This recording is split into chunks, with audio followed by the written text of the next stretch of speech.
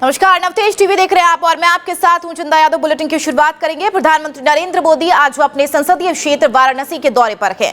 PM सुबह Banaras Hindu university के कार्यक्रम में पहुंचे, जहां उन्होंने संसद संस्कृत प्रतियोगिता के विजेताओं को सम्मानित किया और छात्रों से बातचीत की।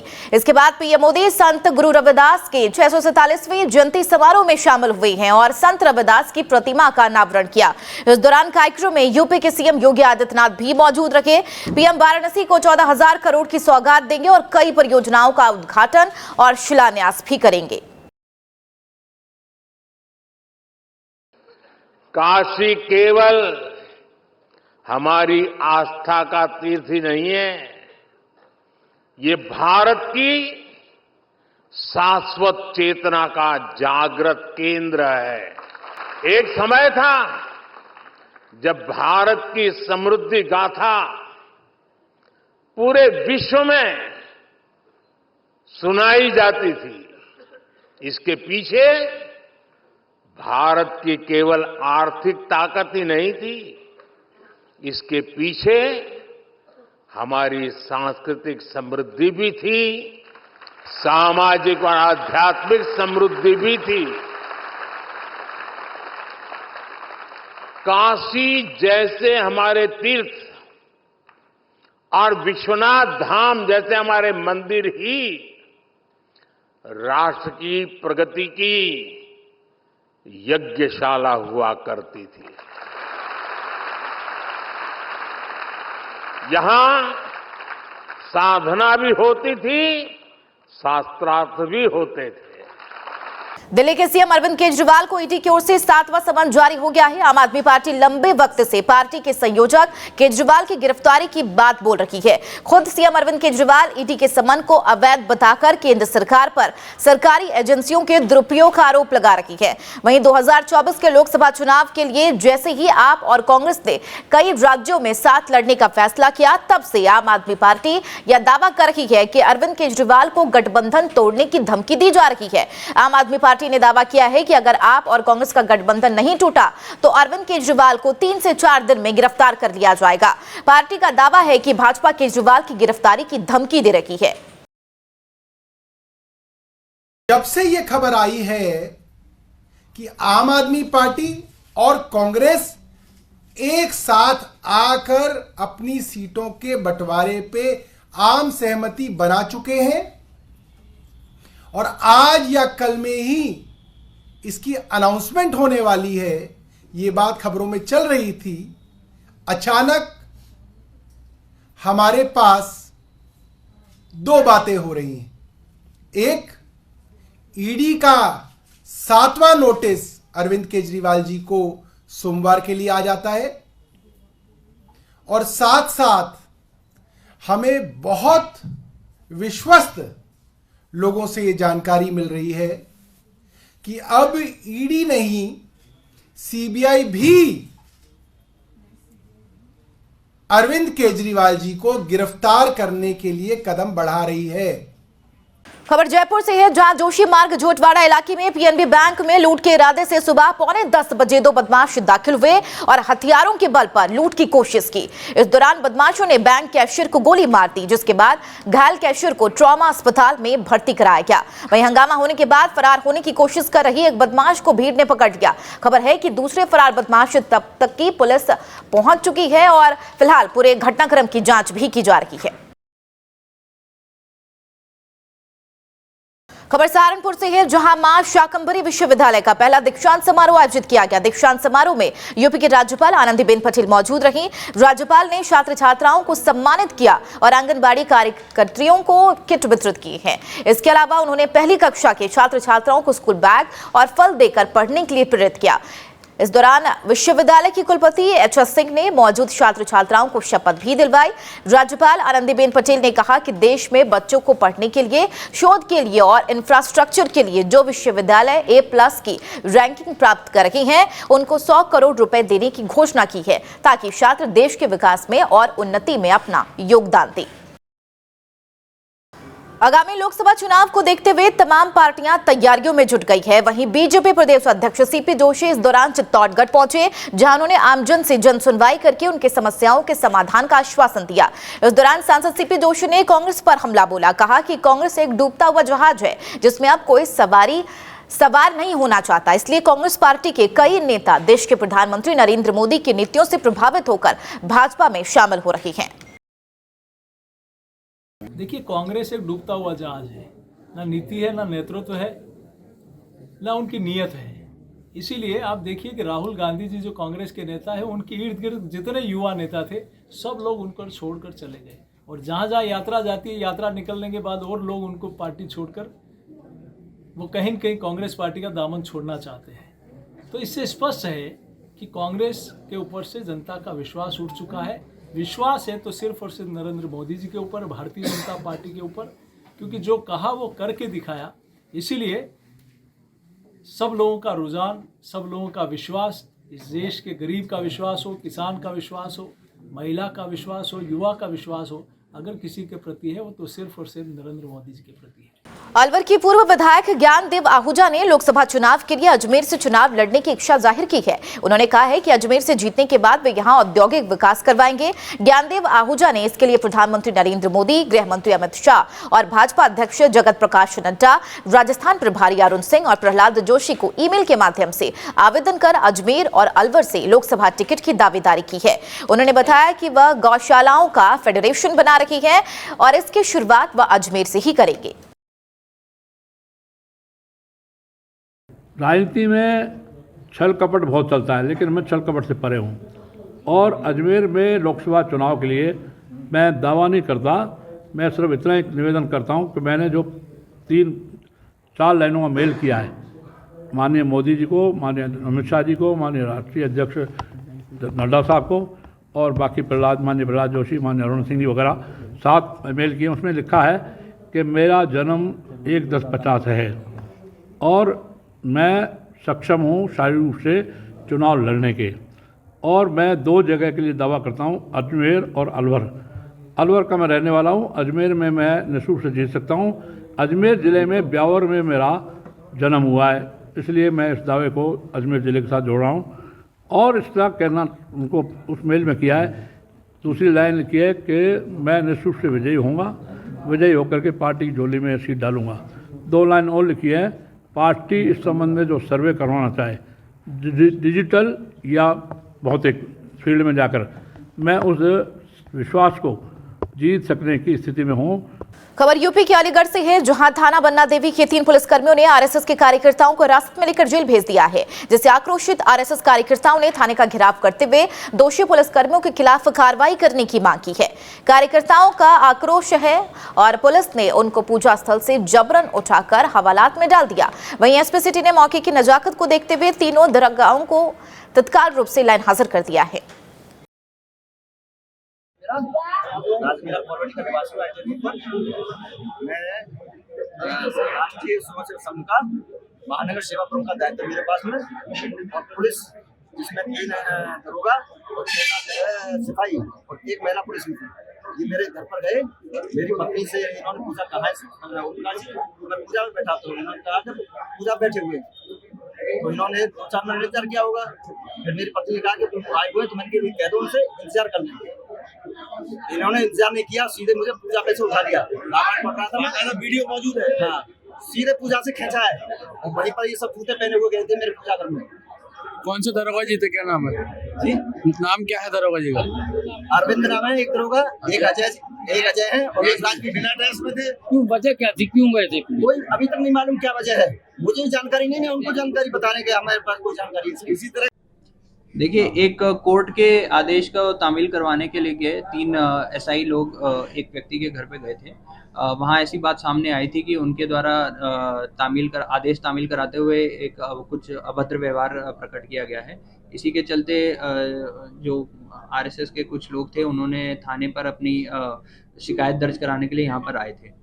नहीं, एक तरह से उनसे बताया गया कि हाँ, अभद्र व्यवहार जो किया गया है उसके विरुद्ध तत्काल रूप से कार्रवाई करवाई जाएगी, और इसी के चलते उन तीनों एसआईज को लाइन हाजिर करवाया जा रहा है और अग्रिम विधिक कार्रवाई भी उनके खिलाफ करवाई जा रही है। जिला पुलिस अधीक्षक जय यादव ने डिडवाना थाने का निरीक्षण किया और इस दौरान उन्होंने सीएलजी सदस्यों की बैठक लेकर सुझाव दिए हैं। साथ ही परिवादियों की समस्याओं को भी सुना। निरीक्षण के दौरान उन्होंने थाने के स्वागत कक्ष, सुविधा डेस्क, मालखाने का निरीक्षण किया है। साथ ही साथ पुलिस थाने की उपस्थिति, एफआईआर, क्राइम, परिवादी, रजिस्ट्रार की भी जांच की। जनसुनवाई के दौरान कई मामलों के पीड़ितों और परिवादियों की समस्याएं सुनकर संबंधित जांच अधिकारियों को आवश्यक निर्देश प्रदान किए। साथ ही साथ समस्याओं का तत्काल निदान करने की भी हिदायत दी। खबर चित्तौड़गढ़ से है, जहां जिला कलेक्टर आलोक रंजन ने देर रात जिला चिकित्सालय का औचक निरीक्षण किया। निरीक्षण के दौरान उन्होंने अस्पताल की साफ सफाई, पार्किंग व्यवस्था, दवाइयों की उपलब्धता और मरीजों की आवश्यक सुविधाओं का जायजा लिया। साथ ही चिकित्सा एवं स्वास्थ्य सेवाओं को बेहतर करने के दिशा निर्देश जारी किए। उन्होंने चिकित्सालय में आए मरीजों से भी बातचीत की और उपलब्ध व्यवस्थाओं को लेकर फीडबैक लिया। इस दौरान जिला कलेक्टर ने सभी वार्डों और दवा वितरण केंद्र आदि का निरीक्षण किया और चिकित्सालय में पर्याप्त दवाइयों की उपलब्धता सुनिश्चित करने, साफ सफाई का विशेष ध्यान रखने, स्टाफ को यूनिफॉर्म में आने सहित आवश्यक दिशा निर्देश दिए। जिला चिकित्सालय का ये मैं तीसरी बार निरीक्षण करने आया हूँ और मुझे इस बात की प्रसन्नता है कि जो एक सामान्य हाइजीन होती है, हम जब पहली बार आए थे और अब आए हैं, उसमें हॉस्पिटल प्रशासन ने बहुत सुधार किया है और इसमें कोई वो विजिबल सुधार भी है। कुछ व्यवस्था जो इनको कही थी, खास करके जो बेडशीट होती है, क्योंकि बेडशीट काफ़ी गंदी रहती है, तो बेडशीट को वो ऐसा करें कि लगातार बदले, वो दिखना चाहिए और उसके लिए कलर कोडिंग सिस्टम की बात करी थी और ये अच्छी बात है कि इन्होंने इसको लागू किया। पेशेंट से भी हमने पूछा, चाहे आईसीयू का हो या ट्रॉमा का हो या वार्ड का हो। टॉयलेट्स की पहले बहुत बुरी स्थिति थी, काफ़ी बदबू और ये सब जगह था, इन्होंने इसको काफ़ी अच्छा सुधार लिया है और अभी भी इसमें काफ़ी चीज़ें और करने का प्रयास करेंगे, पर सामान्य रूप से जो जनरल हाइजीन है उस पर तो उन्होंने अच्छा काम किया है। बाकी पेशेंट्स का फीडबैक भी अच्छा है। राजधानी दिल्ली के पुलिस मुख्यालय में डीसीपी संजय भाटिया ने प्रेस वार्ता की। इस दौरान दिल्ली पुलिस को मिली सफलता के बारे में बताया और कहा किस तरह से कम समय में दिल्ली पुलिस में एक बहुत बड़ी रॉबरी का हल निकाला गया है। कहा अपराधियों को हिरासत में लिया गया है, जांच चल रही है। वहीं डीसीपी ने बड़ी कामयाबी के लिए दिल्ली पुलिस की सतर्कता और पूरी टीम को धन्यवाद दिया। कि सेक्शन NR2 जो हमारे डीसीपी हैं सतीश वो लीड करते हैं, उनके एसीपी नरेंद्र बेनीवाल और इंस्पेक्टर संदीप स्वामी के साथ अन्य साथियों ने एक बहुत बड़ी रॉबरी को वर्कआउट किया है। 16 तारीख को नरेला में एक व्यापारी के साथ लूट हुई थी, जिसमें वो व्यापारी जब एक्सिस बैंक से तकरीबन 81 लाख रुपए लेकर निकल रहा था और निकलने के बाद वो जैसे ही आगे बढ़ा, वो स्कूटी पे था, उसको इंटरसेप्ट किया गया। लड़के कुछ मोटरसाइकिल पे सवार थे, उन्होंने पहले तो उस पे फायर करने की कोशिश की, फायरिंग नहीं हो पाई तो उस पे बट से अटैक किया। बट से अटैक करने के बाद उसने फिर भी अपने बैग को नहीं छोड़ा, लेकिन जो असेलेंट थे उन्होंने हवाई फायर किया और उससे मारपीट करके वो बैग छीन लिया जिसमें 81 लाख रुपए थे। बैग छीन कर वो भाग गए। नरेला में इस बाबत एक रॉबरी का केस दर्ज हो गया और इन्वेस्टिगेशन शुरू हो गई।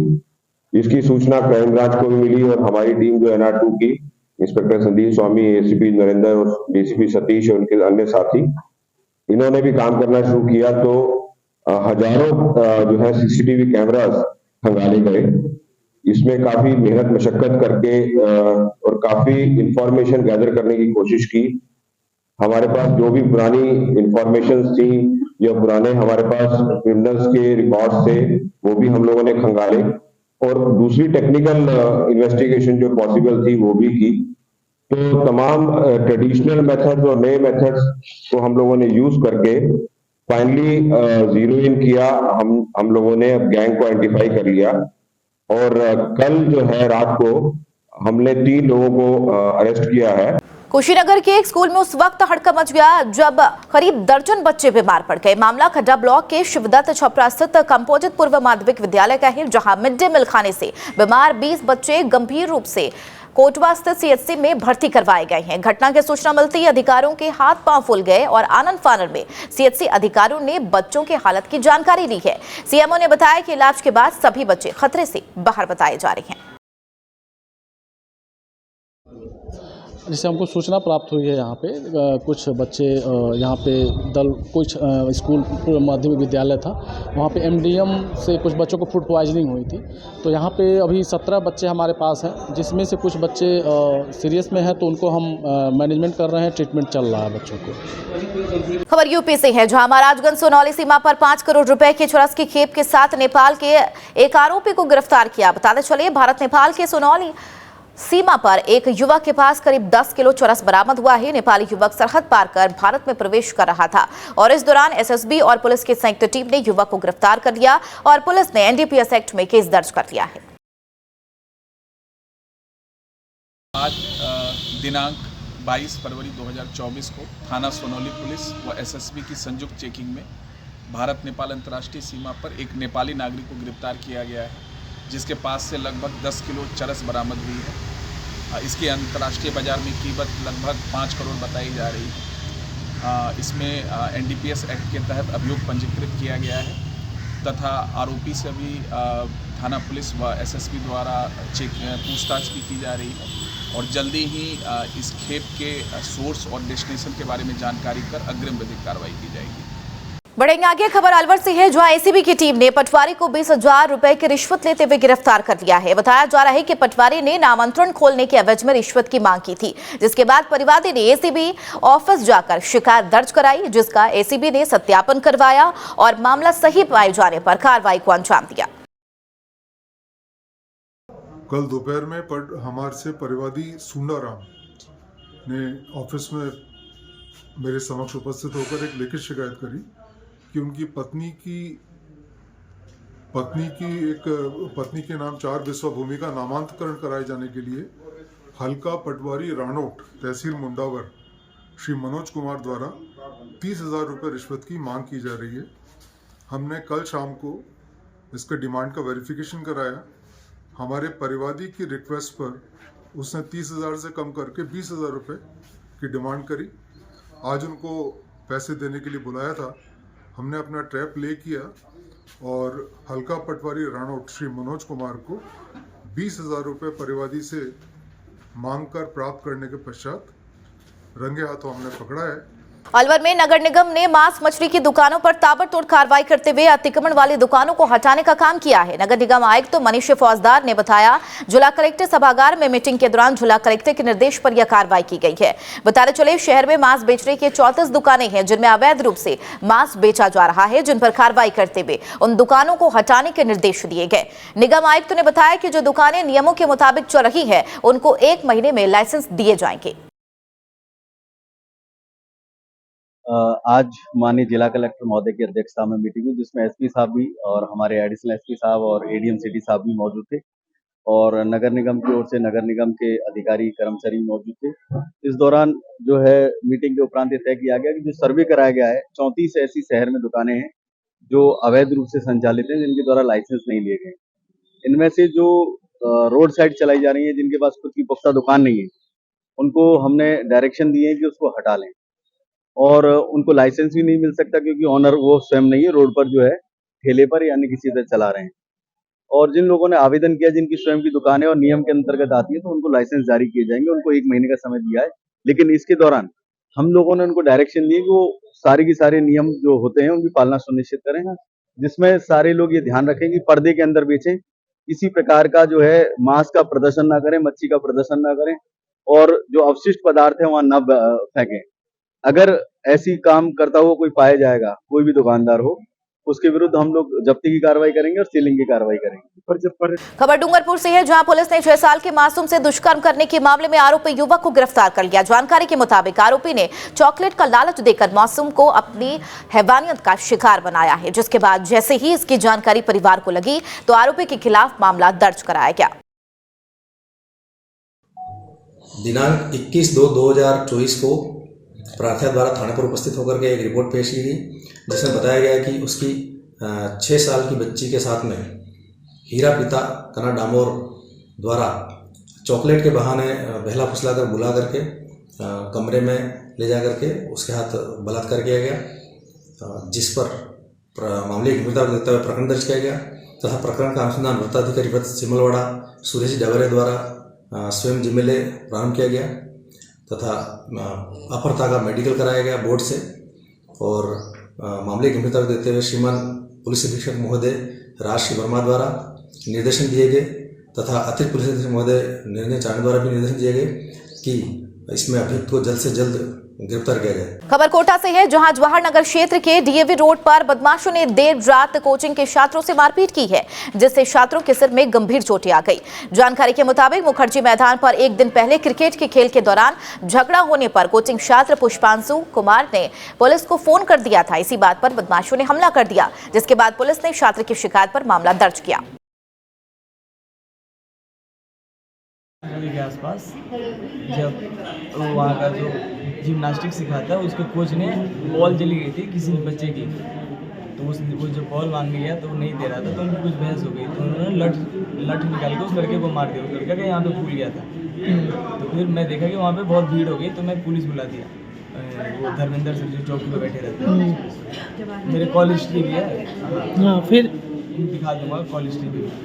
तो वो सीपी वाले को भेजे, तो जो कोच था ना वहाँ का उसको लगे मैं पुलिस वाले बुलाया, तो खुन्नस में मुझे अचानक से जब आज मैं खेल के निकल रहा था, मतलब खेल के मतलब हाथ धो के जैसे बाहर निकला, अचानक से पीछे से 15 लड़के आके घेर लिए और हाँ कल अचानक आके बोले कल तो बाबा बन रहा था, ऐसे ऐसे करके मतलब डांटने लगे, गाली देने लगे। मैं बोला अरे भैया मेरी लड़ाई थोड़ी थी, जब मेरे से लड़ रहे। फिर अचानक से किसी ने मेरे सर पे मारा लट से पीछे से, मैं सुन पड़ा, मैं इधर उधर देखना, फिर अचानक से पेट पे 5-7 लट मारे, हाथ बात पे इसमें तो 10-12 लट मारे, यहाँ पे 2-3 लट मारे, यहाँ पे। कोटा शहर के कोचिंग इलाके में देर रात एसपी सिटी ने पुलिस के दलबल के साथ पैदल मार्च कर अपराधियों को कड़ा संदेश दिया है और बताया कि पुलिस कोचिंग छात्रों की सुरक्षा व्यवस्था को लेकर तैयार है। पुलिस अधीक्षक अमृता दुखान, अतिरिक्त पुलिस अधीक्षक संजय गुप्ता पूरे पुलिस दल बल के साथ तलवंडी जवाहर नगर इलाके पहुंचे और सभी छात्रों से पुलिस अधीक्षक ने उनकी समस्याओं के बारे में जानकारी ली।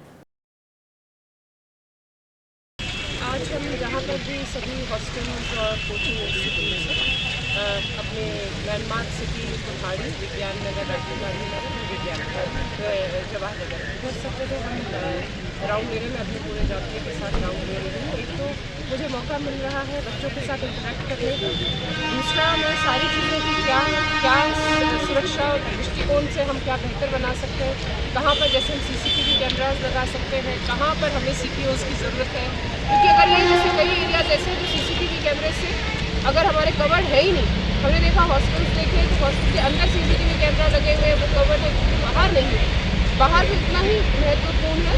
तो वो सब चीज़ें हम मतलब मैंने देखी। इसके अलावा जो बॉयज़ हॉस्टल है, गर्ल्स हॉस्टल है, वहाँ पर सिक्योरिटी के क्या मेजर्स हैं, अगर कोई दुर्घटना हो जाएगी तो क्या मेजर्स हैं, सेफ्टी के क्या मेजर्स हैं, सिक्योरिटी के साथ साथ आपके वहाँ पे CCTV कैमरे लगे हुए हैं, नहीं लगे हुए हैं, एंट्री कैसे होती है, और उसके अलावा जो फ्लैट्स हैं, फ्लैट्स की भी हमने जैसे अभी ये पैराडाइज फ्लैट्स पर गए थे तो वहाँ पर पूरी मांगी है कि हर एक फ्लैट में कौन रहता है, क्या उनकी वेरिफिकेशन हुई है, पर्चा व्यय होता है एक, तो अब से जैसे जो निर्देशित किया गया है कि जो भी बाहर से रह रहे हैं उन सबके पर्चा व्यय होंगे, उन सबका हमारे पास एक रिकॉर्ड थाने पर मेंटेन होगा, फ़ोन नंबर्स के साथ, व्हीकल नंबर्स के साथ, आधार नंबर के साथ। हम फिजिकली भी वेरीफाई करेंगे कि ऐसा तो नहीं है कि यहाँ पर नाम किसी और का लिखवा रखा हो और रहे कोई और रहा हो। तो पूरी अच्छी तरह से एक डिटेल्ड जो एक हम यहाँ पर अभियान चला के सभी जो हॉस्टल्स हैं और जो फ्लैट्स हैं उन पर एक बारी कोई अगर आपराधिक तत्व रह रहा है तो उस पर अंकुश करें। खबर प्रतापगढ़ से है, जहां बिजली कनेक्शन लोगों के काटे जा रहे हैं। विभाग द्वारा आम जनता के कनेक्शन की चंद रकम की बकाया पर बिजली कनेक्शन काटे जा रही हैं, तो वहीं विभागों के करोड़ों की बकाया राशि पर भी बिजली विभाग मेहरबान है। दरअसल प्रतापगढ़ जिला मुख्यालय के कई सरकारी विभागों के ऊपर बिजली निगम का करोड़ों रुपए का बिल बकाया होने के बावजूद बिजली निगम उनके खिलाफ कोई कार्रवाई नहीं कर रहा, बल्कि उन लोगों के बिजली कनेक्शन काटे जा रहे हैं जिनके बिल काफी कम आ रही है। उसके लिए हम हमारी प्रॉपर्टी ई-ऑक्शन कर रहे हैं। ICICI बैंक का पोर्टल है उनके साथ में TLB का, उस पर हमारा एनरोलमेंट भी हो गया है। मंडे से ये स्टार्ट भी हो जाएगी हमारी प्रॉपर्टी अपडेट होना, तो हम शीघ्र ही हमारे पुराने जो बकाया है उनका भी हम भुगतान कर देंगे। इस खंड ओएनएम प्रतापगढ़ में के sub division AN O&M Pratapgarh city area में नगर परिषद के स्ट्रीट लाइट की 2 करोड़ रुपए की बाकियात है और इनको हमने लगातार नोटिस भी लिखित रूप में, मौखिक रूप में भी इनको कई बार कह चुके हैं, नोटिस भी दे रखा है। अगर हमारे डिस्कॉम लेवल से भी हमारे ऊपर डायरेक्शन है कि भी पैसे को रिकवर किया जाए, अन्यथा जो है ये कनेक्शन काटने की कार्रवाई की जाएगी। खबरों में फिलहाल मेरे साथ इतना ही। देश और दुनिया की तमाम खबरों के लिए बने रहिए नवतेज टीवी के साथ। नमस्कार।